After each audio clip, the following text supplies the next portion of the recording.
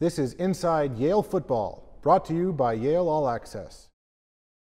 Hello and welcome to another installment of Inside Yale Football on Yale All Access. We're joined by Yale senior offensive lineman Gabe Fernandez. And Gabe, so many places to go in this interview with you, but we'll start with geography. You come to Yale from Honolulu, Hawaii. Talk about that journey. And it wasn't a direct journey either.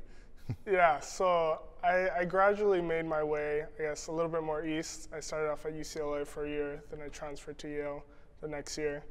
And it's just been a real culture shock. I mean, the pace people walk here, I mean, the speed people talk, it's all different. And it took me quite a while to get adjusted to, but I mean, have done pretty well so far. Why the transfer to Yale specifically? Well, overall, I guess my father felt it was a better opportunity. I mean, I was a freshman. I didn't know much, about college and all, but, he felt there's more opportunity as far as in engineering and in football. Now, you're very interested in engineering. We've been trying to have you on here for several weeks, and you've always got labs or something to do and very busy with schoolwork. Why don't you tell us about your academic interests?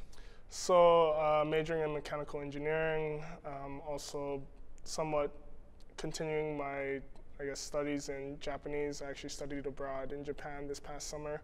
But I mean, it's pretty overwhelming with the football schedule, managing lab times, working with other engineering students with their schedule as well. So I mean, I got a lab in like half an hour or so from now, from about 7 to 10.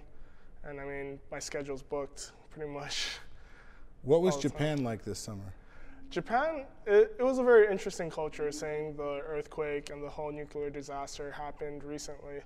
So I mean, there was a sense of, family, you could say. Everyone tried to conserve as much energy as possible.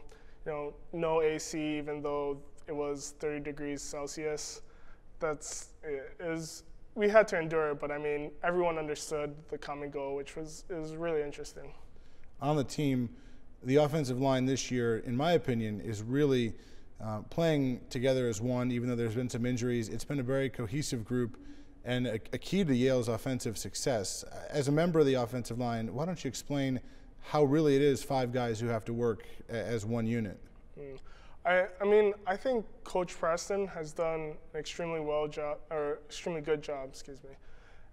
He puts in the extra time, the extra effort, the extra bonding we do on the side.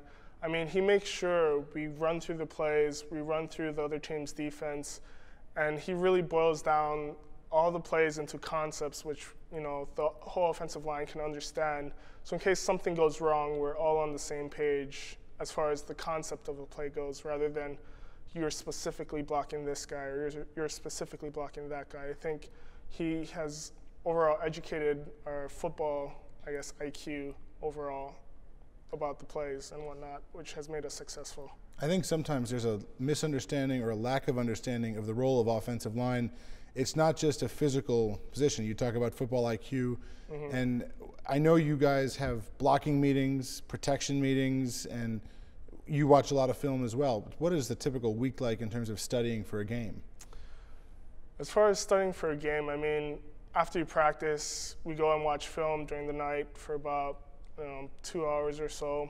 And then on top of that, we're supposed to, analyze our defense, or analyze our opposing defense ourselves, jot down some notes. We have like a little guide we run through and dissect the defense basically, and then we all gather together at the end of the week and share what we've seen in each defense personally, and then kind of go over it with Preston, and continue to, they would say, build our book on the opposing defense. So. Your brother was an all-Ivy offensive lineman. He was a center at Harvard. You get a little ribbing for choosing Yale? I guess you could say that. I mean, overall, my brother supports whatever decision I have, and I mean, I really felt strong to come to Yale because there was Hawaii coaches up here who could understand and possibly ease my way into Yale, whereas going into another completely different environment without any Hawaii coaches, it would have, I think, been a lot more difficult. For any Yale fan who can only dream of going to Hawaii and has never been there, What is life like on the island? I mean, that's a very general question, but I mean, like, all you think of, like, imagine Hawaii would be, I think that pretty much sums it up as it is, you know. I mean, beautiful beaches, great scenery, great places to hike. The food's amazing because you have all these diverse cultures coming into one place. So I mean, I love everything about Hawaii, and just the very laid-back mindset. Sometimes it's very relaxing. All right, well, Gabe, thank you very much for joining us. We appreciate it. Yeah, thanks so much, man. That's Gabe Fernandez. Might be laid back when he's in Hawaii, but not on the football field.